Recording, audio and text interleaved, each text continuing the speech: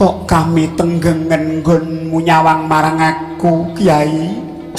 Nggih, katepana kula Ijrapa menika semah kula Nyai Ruminto. Nika anak kula lanang wadon Gedana Gedini. Naminipun inggih menika Niken Pindri lan Bambang Rawan.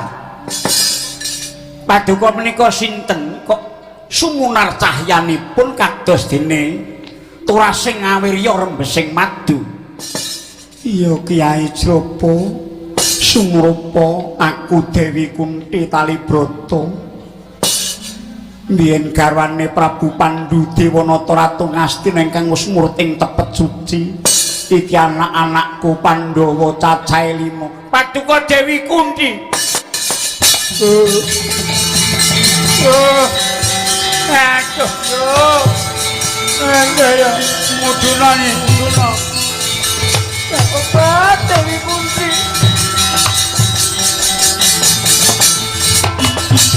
Aduh, ya Paduka menika Dewi Kunthi. Kowe kok waduh ngaturaken bekti mugi konduk. Iya tak tampa. Bekti kula bat-obat. Jek ngimpi apa mae dhewe dirawuhi priyayi luhur lho Kyai. Aduh. Nyanyi-nyanyi ora susakaken gunung tanpa gunung. Yang ngumburi pitike blen. Mboten gadah ayam nggone tangga blen. Babi ten sikile ben diklang. Katobatmu kok ya kaya ngono. Mboten sae menika anakmu Pindri karo Rawan kon nggodhog wedang ngono. Nek perlu sing nggo nggodhog digonyang nggone dituduhke menyang Jaya ngono. Nggih. Iya ya tak tampa tiba padha-padha ngono wae. Menika ingkang putra Pandhawa. Iya aku Puntadewa. Aku Bratasena. Aku Permadi.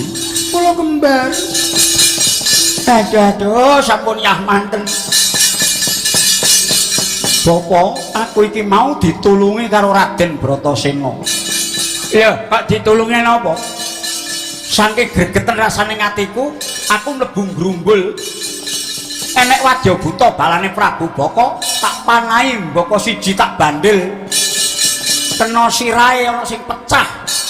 Muncrat. Gethe tekan ngendi-endi. Nanging aku banjur diserang prajurite Prabu Baka. Tujune ana Raden Bratasena liwat aku ditulungi. Ngaturaken panuwun Raden. Ya dipawadha-wadha. Malah iki dadi jalaran aku bisa ngeyup ana ing omahmu kene. Lan ana aku sing nembung gandeng iki wis wengi. Aku tak nginep ana kene. Badhe nyipeng wonten griya ngriki. Iya. Lah wong omah ora enek sentonge lho. Mboten enten. Niki nggih mung dugi wingken niku nggih ngoblak-oblak ngono. Wong omah-omah kok ora enek sentonge, kowe nek kumpul karo bojomu ning endi? Nggih namung dileti kepang. Kaya toprak.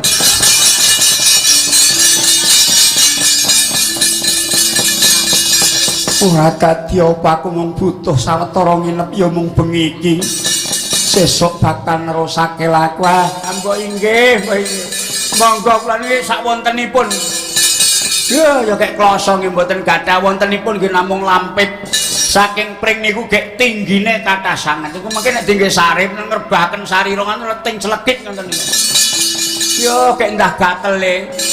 Wonten kloso setunggal saking mendong ning mau bar kok nggo meme gabah ku gatel. Ora susah nganggo kloso aku nek turu mau ngadeg. Tilem niku ngadeg. Oh iya Deng kula sok-sok nggih ngaten kok.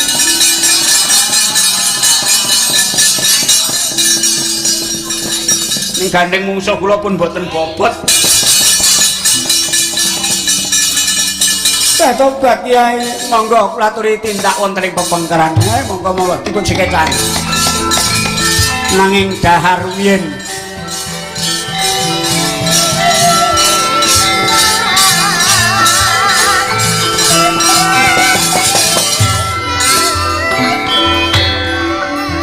Mbok ora susah nyuguh panganan wae. Lah mboten. Ilo-ilo dusun ngriki menika menawi wonten tamu langkung-langkung dayah menika kok nyipeng wonten mriki tertentu badhe kula suguh. Ning nggih namung sak wontenipun plencing jlegor jangan menir sambel terasi. Sekolipun nggih namung sekedhik mangke dipun dum priyantun nenem. Ora nenem kabeh nek 10. Kok sedasa? Iya merga napa kawan Semar Garing Petruk Bagong. Oh, mboten napa-napa. Menika cantrik panjenengan apa? Dudu cantrikku nanging kuwi ponokawane anak-anak. Wah, ngeten. Monggo. Pun dahar sak wontenipun. Dipun anggep kemawon kados dalemipun piyambak. Menawi ngantuk nggih nyipeng mriki ngaten. Dipun sirnaken ewet nih Bapak ewet ngaten. Iya Kiai. Nyai kono tebah ana kelasane. Kayak dijembreng nang kono ki dalem ku nek bar dahar gek sare. Inggih Kiai, monggo Kusuma Dewi kula dherekaken.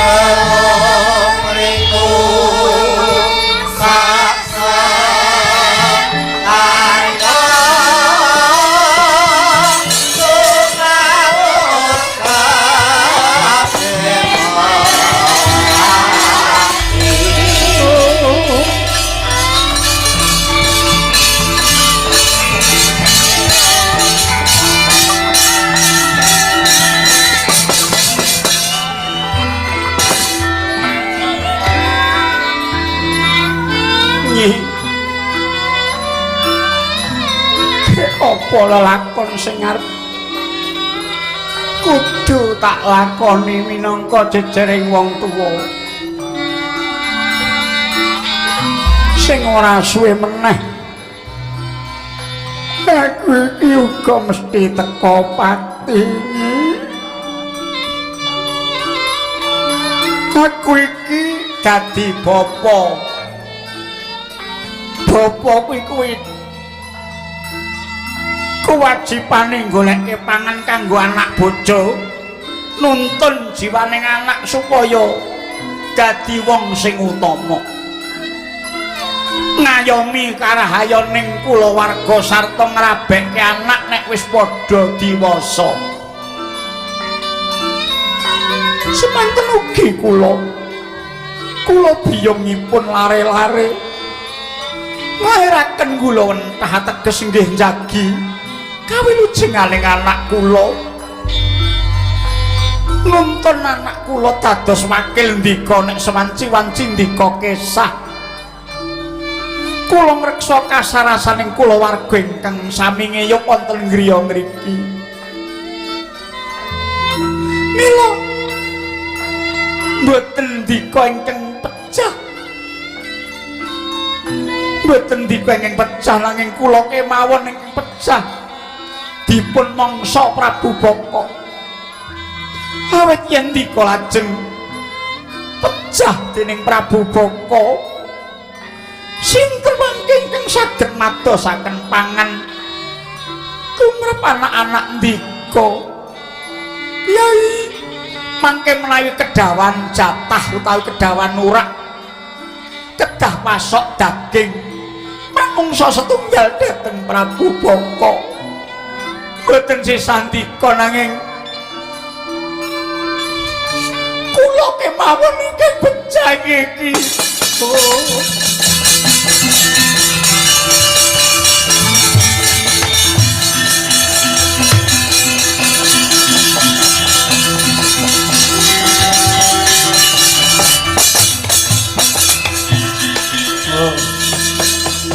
Menika aku mbane Prabu Baka ijrapa kula wonten dawuh ora susah datang nganggo tangisan dina iki kowe kudu pasok dahar kunjuk Sang Prabu tak enteni engko ora nganti suruping srengenge nek ora bisa ngaturake salah suwiji kulawargamu tak batek saeneng-enenge.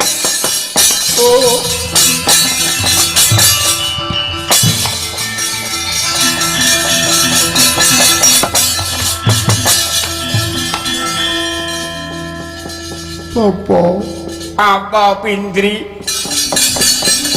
Aku anakmu wedok. Yen pun dipek tiang jaler mesti diboyong. Tegese nggih pisah kalih wong tuwa.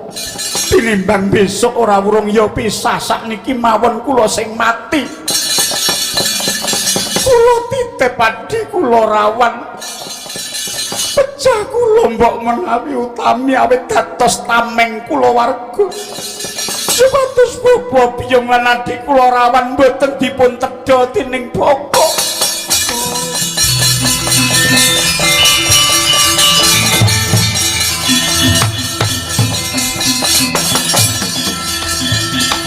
Bapa, aku ana omah kene iki dadi anak lanang.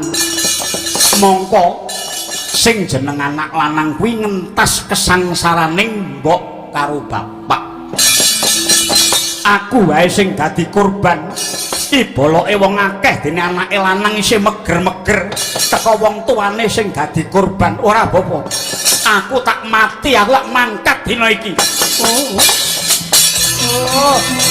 Ada kowe ta?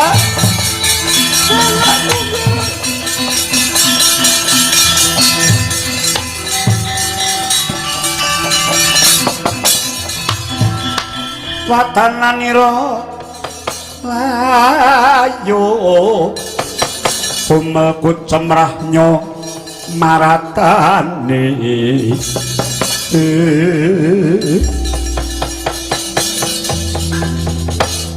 Bratasena.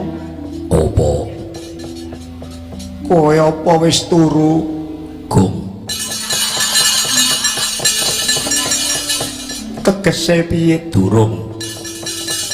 Kok urung turu ya kene jrambahe gatel. Panggo sila tumpang pateng slekit. Mau sing duwe omah rak ya wis kandha. Ya ora dadi apa. Kowe krungu apa? Krungu wong tangisan. Yen ngono bener kandhane Bambang Rawan lan swara sing tak tampa saka kiwa tengen konku golek sisik melik. Jebul Ratu Baka gawene mbadhok menungsa kawulane dhewe. Banjur karepmu Ijrapa Nyai Ruminta anake wadon lan anake lanang aja nganti mati. Sabanjure tak wakilane.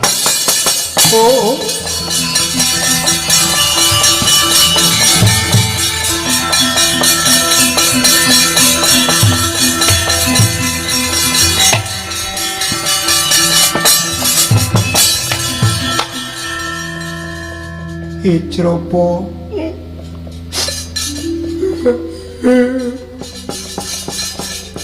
kowe aja nangis. Kowe aja nangis anakku lanang Bratasena ingkang saguh makili kulawargamu dipangan Prabu Baka. Napa ni? Napa ni?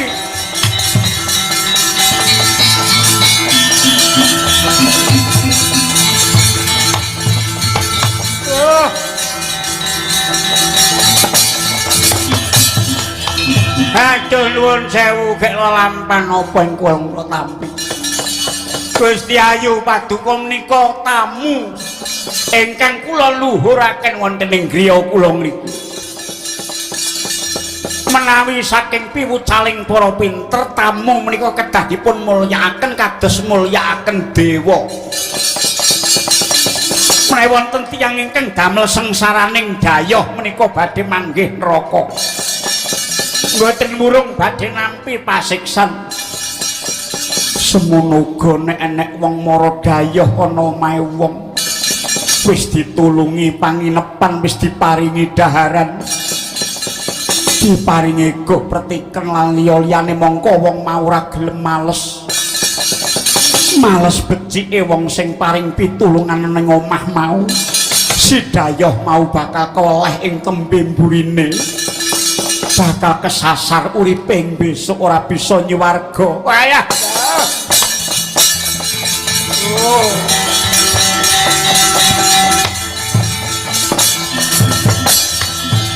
Aduh.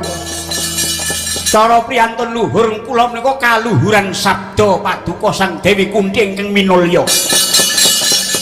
Ora susah kakehan sing dirembuk anakku saguh mati. Aja semlat. Aku budal menyang kratone Prabu Baka ora arep soroh nyawa. Ning aku arep ngilangi angkara murka.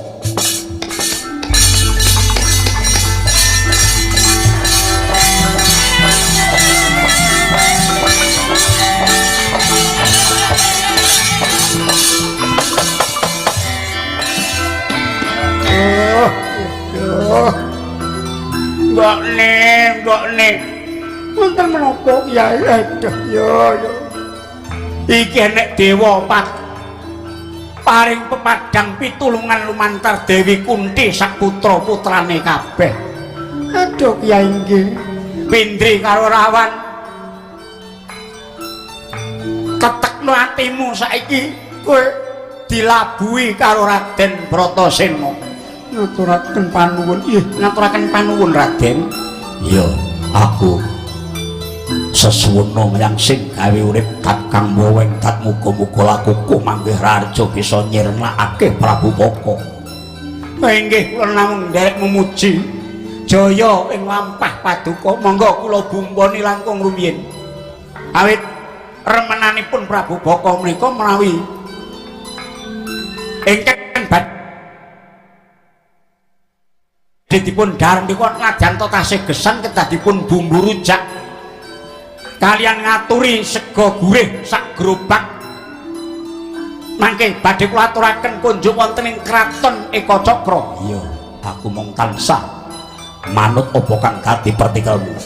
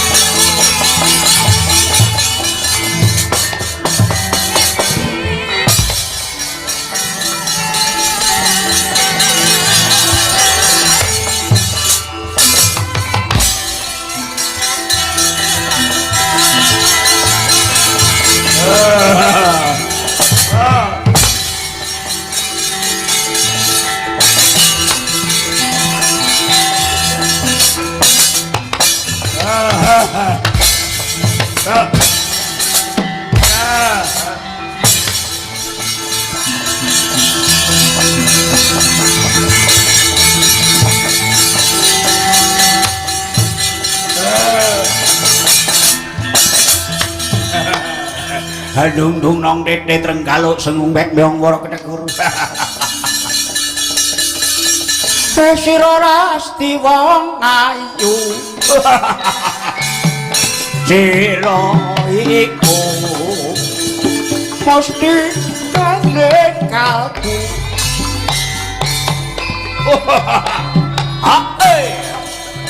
Rasa tenyas berangkat ning pun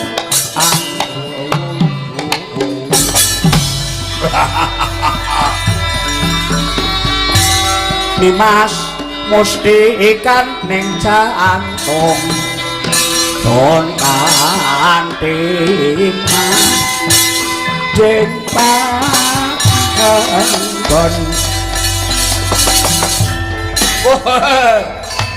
wok-wok kedekur bojoku niken Rasti ya kene wis 3 taun suwene nggonku ngenteni kepengin ninggal mbok ladeni kaya satataning wong omah-omah aku Hijropo Sagutra ingkang ana wewengkoning Hijropo aku minangka wewakile Demang Hijropo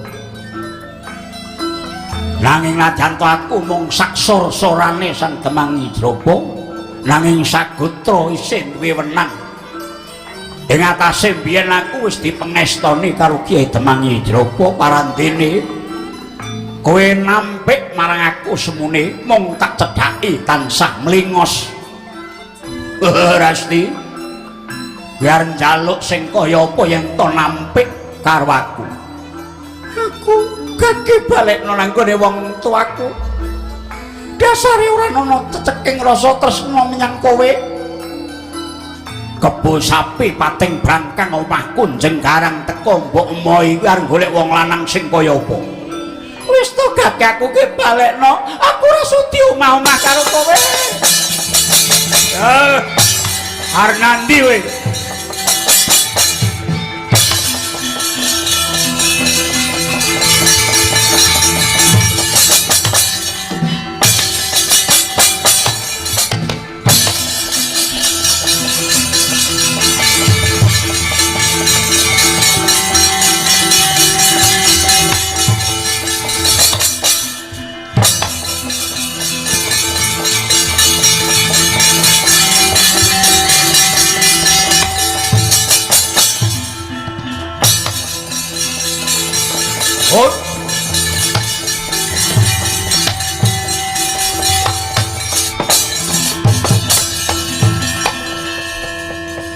Ndika niku sinten kok bagus men. Aku Raden Permadi. Lho, Raden Permadi? Iya.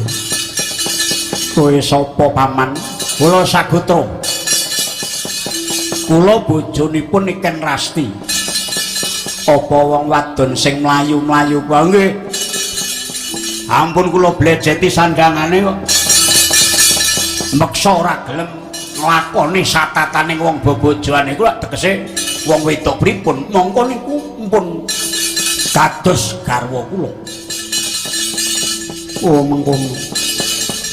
Badhe tindak pundi?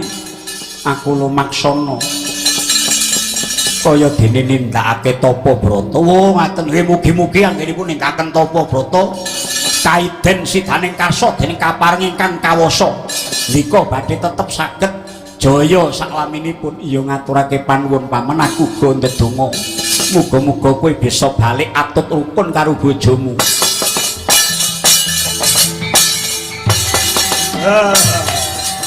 Yo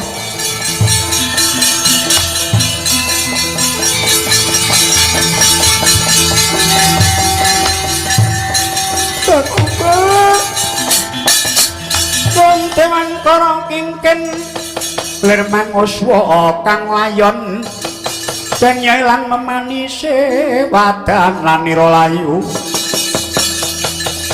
wadananira layu kumelkut cemrah maratani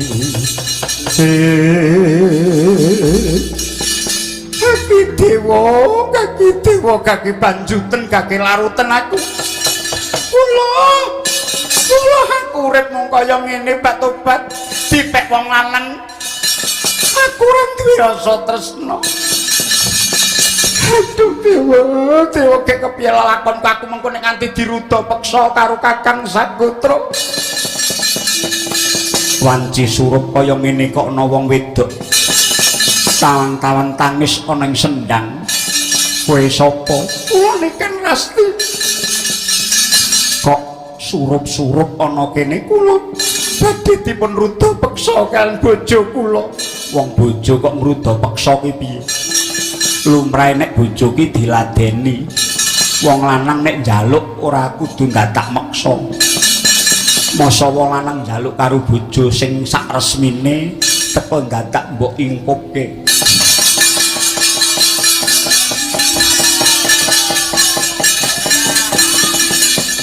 Sampeyan iku ngendi kok?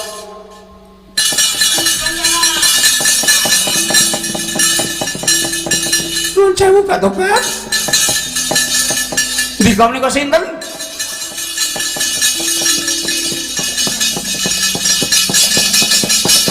Kowe apa bojone Sagotra? Nggih kula bojone Sagotra Pak Tobat. Ndika sinten? Tobat ana piyayi kok kaya ngono. Tobat mbok kula manggawa mlayu. Kaki kula mang beto minggat kemawon. Mboten napa-napa nika sugih omahe jenggare kebo sampine pirang-pirang ning kula mboten gumun. Dadi kula mboten tresna, kula mboten tresna. Kowe tresna ora? Mboten tresna. Nang mlampah ingkang beto mlajeng dika kesana, kula purun dhateng pundi kemawon bebasan dipun beto dhateng Leng Semut. Kula purun mbok dipun kontrakaken griya alit. Kula nggih purun.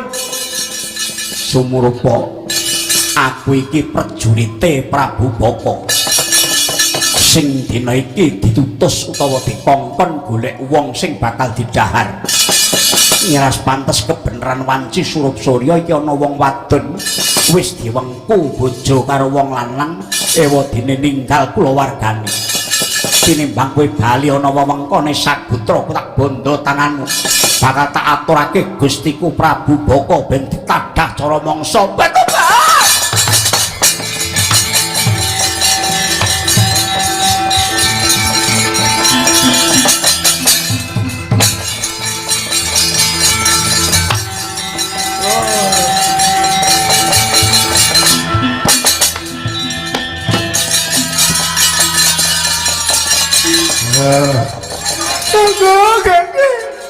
Ayo yang seneng aku kekepen. Aku klono aku kemulono kakak aku dipangan buta kakak. Yo. Ayo tak kekep tak mulia. Anak kingkong kakak.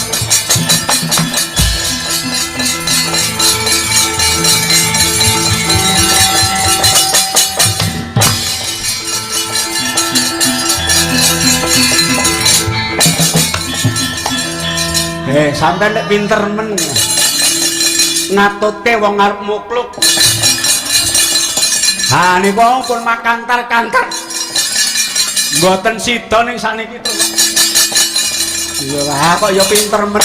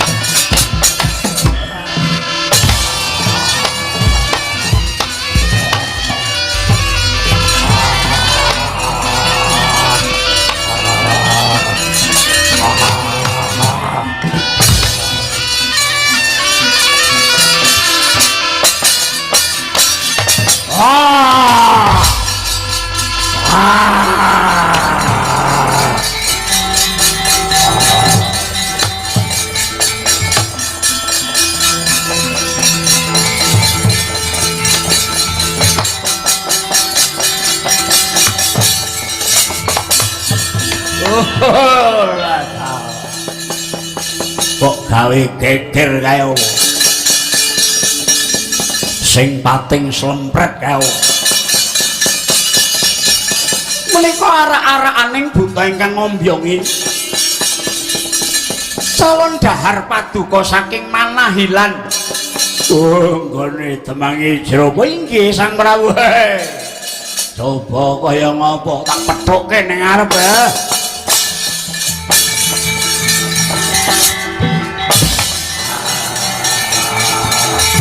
Oh.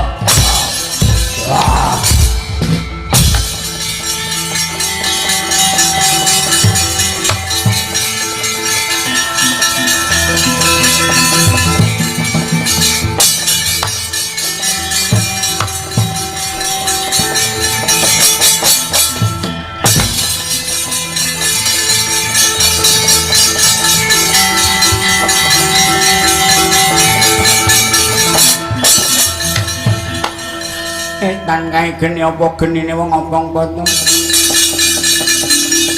sing tak gegem apa isining kayu watu tak buang ning jagat kulon apa ta isining jagat kulon gedhong kuning menang-menang saking kersane sing kuwasa.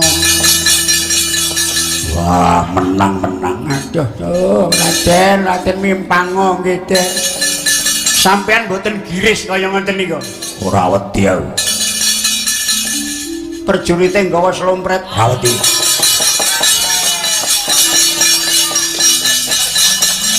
Ora betah nyebul. Mingkira tak petukane.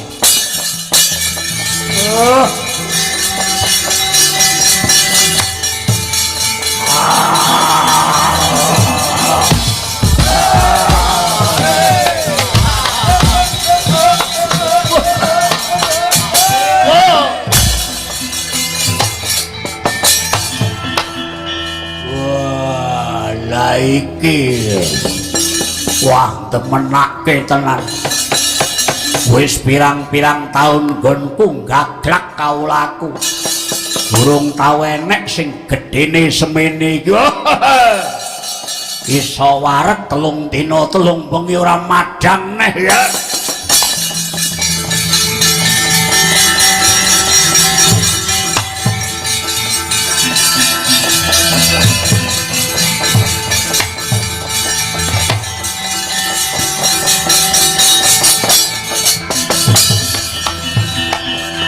Sadurunge tak emplok kowe ngaku oleh wah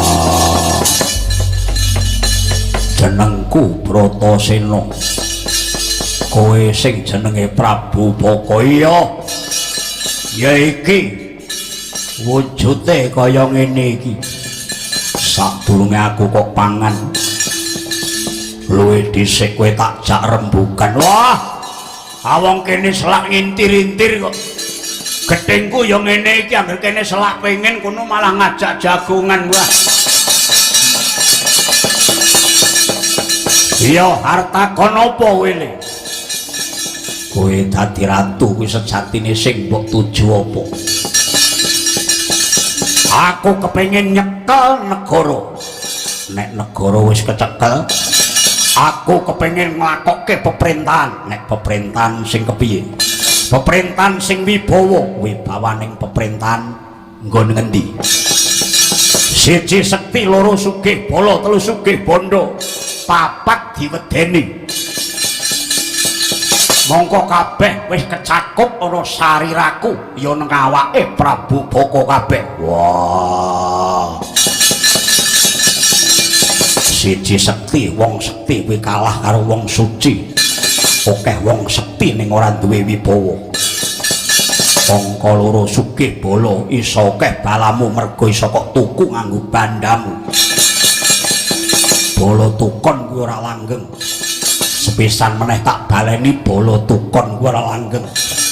Nek bandamu entek, negaramu bobrok, balamu mesti minggat moh melu kowe. Nalika kowe isih mempeng-mempenge mesti akeh sing melu kowe mergo kowe iso nuku. ning awakmu wis ora kuwakang mboko siji mesti ngalih melu wong liya nggonku enek caritane wong isih meger-meger ditinggal minggat wong loro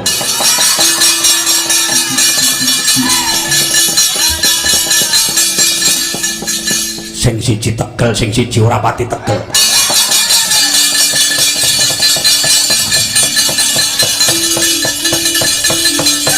banjur sing angka 3 sugih bondo sugih oleh mung ngrampok bondo negara ora bakal wibawa sateruse kowe diwedeni ora merga wibawamu nanging merga wengismu tumintakmu sak gelem-gelem kawulamu giris-miris merga bendina kok pangan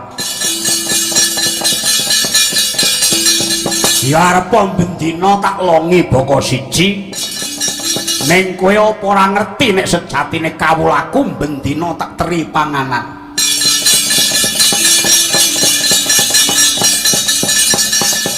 mongko ora takon ngidoli redana arep tak longi nyawane mboko siji ning imbang ana wong sak negara pirang yuta cacahe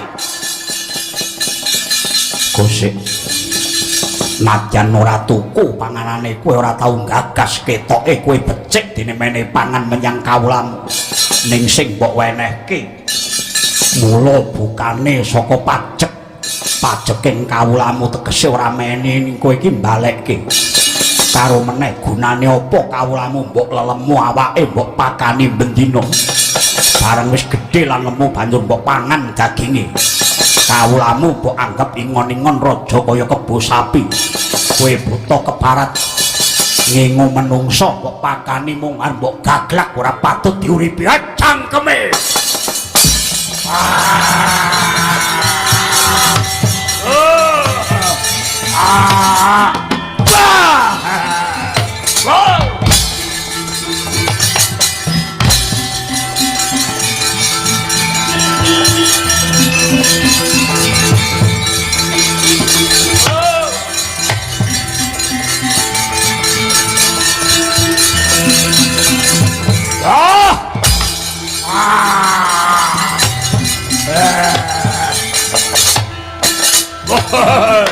Druhun Simonon wah trembelane arti untal malah mecan kaya dalang parat opo abang bagi panganan aku wakile wong tuaku Bobo Ijrowo yaklak ning kowe yeay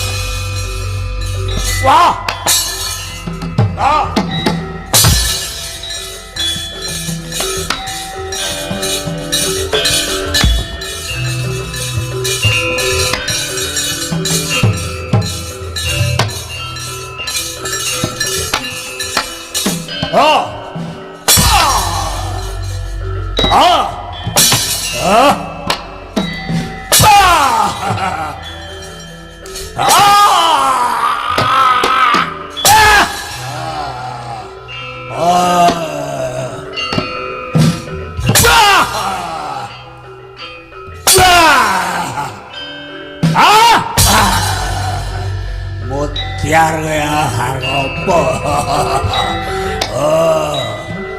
wis reneng dayane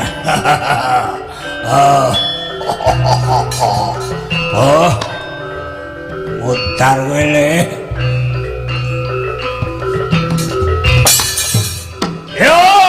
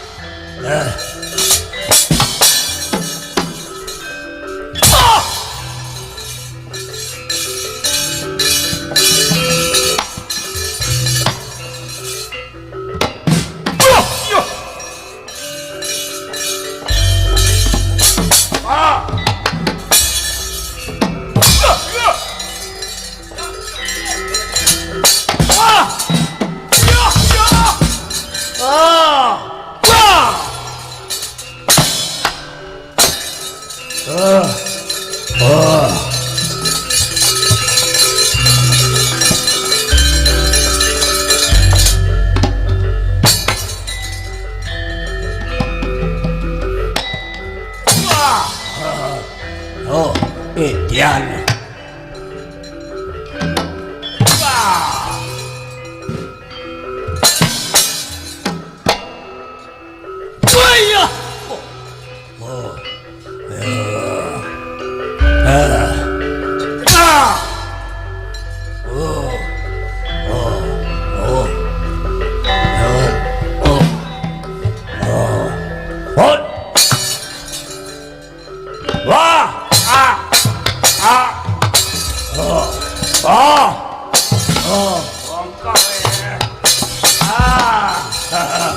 Mati weh, teka weh.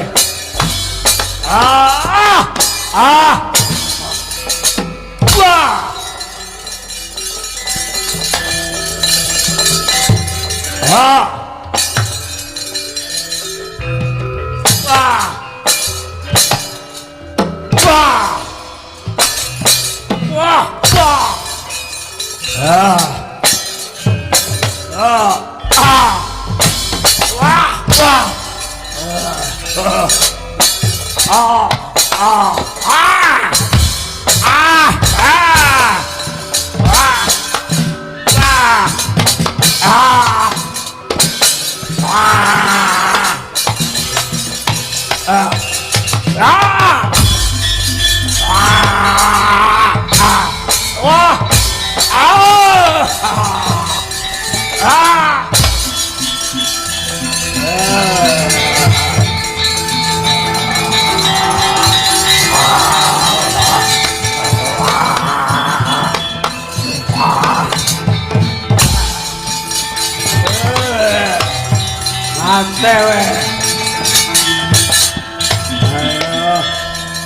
Iki akakku Odawe arek wong diwangan angel ya. Abene aku ya petuk wong nek dipangan ora ngene iki angel. Mbok yo nek wis miwiti mangan ki mbok yo sing manut. Apa kowe njaluk neka-neka apa piye? Aku gelut neka-neka ya enjuh ning tanganku agek lara. Oh, wawe apa meh pedhot gulumu e.